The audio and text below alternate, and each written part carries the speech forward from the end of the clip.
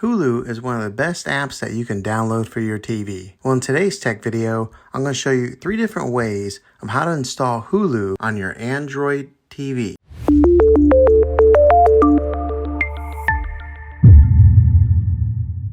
It can be really frustrating if you want to watch some of the great content that is on Hulu and you find that your TV is unable to download it. If your TV is an older model of smart TV, then it could prevent you from downloading this app.